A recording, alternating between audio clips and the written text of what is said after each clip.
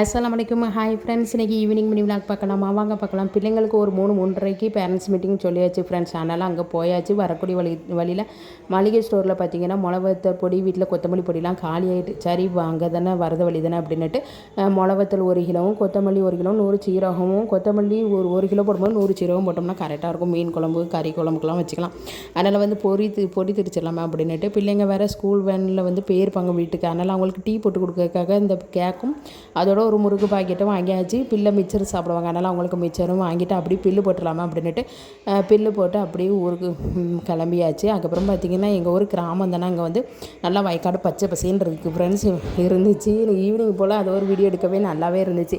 அந்த வயக்காடும் அந்த தென்னை மரம் தோப்புமே பார்க்கவே நல்லா இருந்துச்சு. பறவைகள்லாம் அப்படி பறந்துட்டு போனாங்க. அதையும் பார்த்துட்டு அப்படியே ஒரு இயற்கையான காட்சி உங்களுக்கும் கிளிப்பிங் எடுக்கலாமா நம்ம இதில் பார்த்து மட்டும் இல்லாமல் நம்ம வீடியோவில் போட்டோம்னா எல்லோரும் பார்ப்பாங்களா அப்படின்னுட்டு நானும் அந்த கிளிப்பிங்கை வந்து வீடியோ எடுக்க ஸ்டார்ட் பண்ணியாச்சு.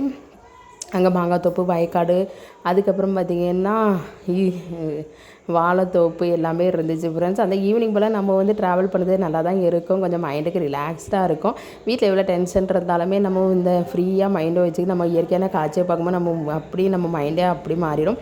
அதனால் பார்த்திங்கன்னா இங்கே ஒரு கிராமம் தானே, இந்த கொஞ்சம் ட்ராவல் தான், ஒரு மணி நேரம் தான் அங்கே போயிட்டு வரதுக்குமே இருக்கும். எங்கள் ஊர்லேருந்து போகிறக்கு 1/2 மணி நேரம், வரதுக்கு 1/2 மணி நேரம், அவ்வளோதான் ஃப்ரெண்ட்ஸ். நல்லாவே சூப்பராகவே என்ஜாய் பண்ணி வந்தாச்சு.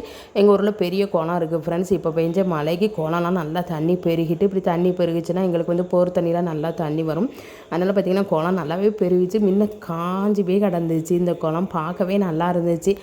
இவ்வளோ தண்ணியாக அப்படின்னுட்டு ஆச்சரியப்படுற அளவுக்கு இருந்துச்சு. அங்கே மாடெல்லாம் இருந்துச்சு. எப்படி இருந்தாலும் இந்த பகலில் போகிறத விட ஈவினிங் போகிறது நல்லா தான் இருந்துச்சு ஃப்ரெண்ட்ஸ். அந்த பனி குளிருக்கும் அந்த ட்ராவலுக்கும் ரொம்பவே நல்லா இருந்துச்சு. அந்த இயற்கையை ரசிக்கிறதே சூப்பராக இருந்துச்சு. அதுக்கப்புறம் அந்த இயற்கையை ரசிச்சுக்கிட்டே வந்தாச்சு.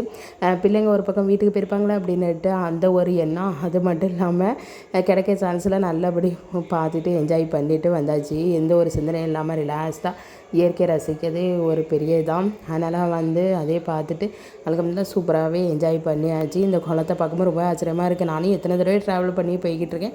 ஆனால் வந்து அந்தளவுக்கு வத்தி போயிருந்துச்சு. இப்போ ரொம்ப நாள் கழிச்சு போன மாதிரி இருக்குது. இந்த குளத்துல தண்ணியை பார்த்தோன்னா நல்லாவே இருக்குது ஃப்ரெண்ட்ஸ். நான் வந்து சின்ன பிள்ளை, எங்கள் அம்மா வந்து சின்ன பிள்ளை இருக்கும்போது அந்த குளத்துலலாம் போய் குளிக்க போயிருக்காங்க அப்படின்னு சொன்னாங்க. அந்த குளத்துல பற்றிலாம் கொக்கு எல்லாமே இருக்குது. வயக்காட்டில் வர தண்ணி பாய்ச்சி வச்சுருக்காங்க.